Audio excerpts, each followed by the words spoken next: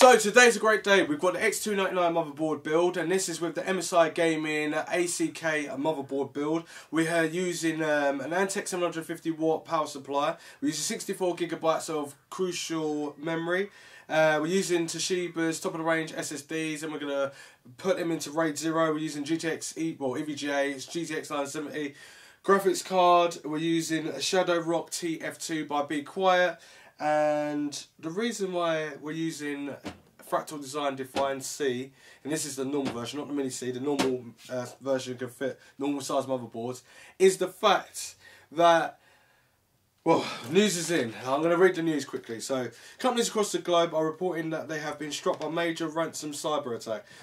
The virus freezes and users' computers demands an untraceable ransom to be paid in the digital Bitcoin currency. Ukrainian firms, including the State of Power Company and Kiev's main airport, were among the first to report this.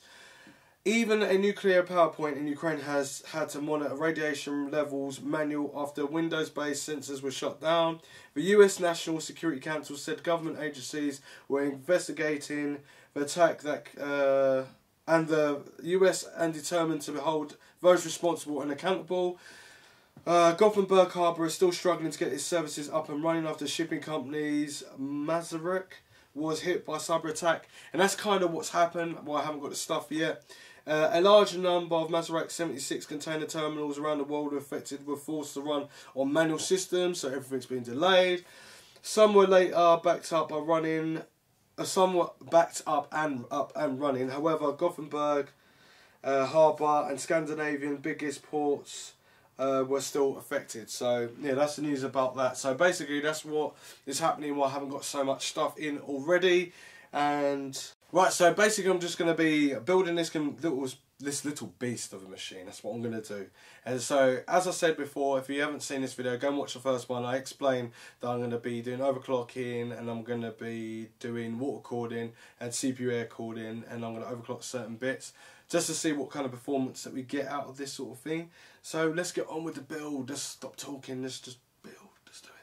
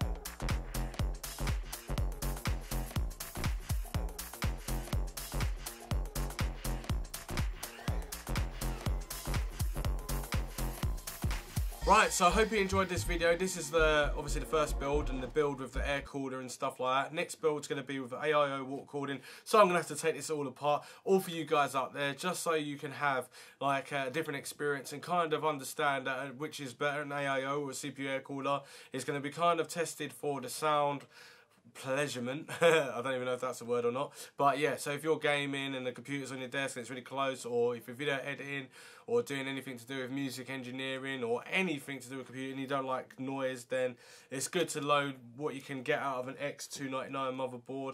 It's not that much different from a Z170 or a Z270 or even a AMD Ryzen board or AMD old school architectural board, but at the end of the day, it's got curved fans and technology is moving forward, and that's what we're here for. We want to test it out and stuff, and that's what the comments are down there for. So let me know what you want to see on the channel. I've kind of split the videos up, so I kind of talked about the motherboard yesterday, and go and check that video out. And then this one should be up today, which is the AIO this is the CPU air cooling one. Then the AIO one's coming.